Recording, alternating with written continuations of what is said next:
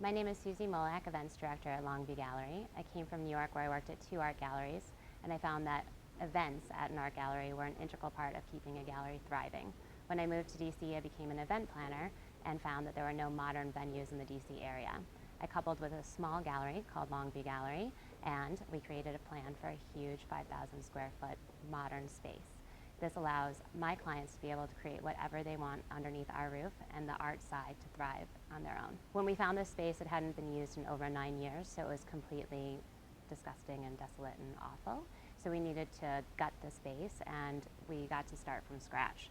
So by starting from scratch, we got to work with lighting techs who were able to tell us how much ampage we needed in order to hold the best events with the most power that you could need.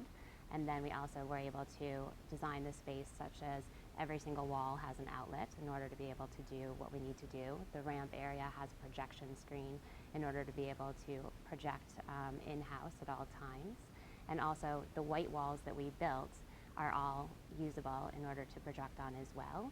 So every facet of the gallery has an events theme behind it and was made with the idea of events being held. There's a lot of historic and beautiful spaces within the DC area, but as far as modern and industrial, that was what I felt was lacking within the DC market. So building Longview was to fill that void.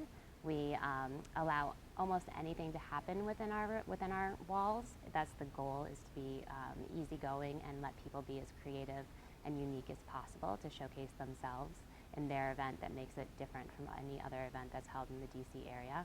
So if you go into a museum or if you go into a gallery, it always looks the same, typically.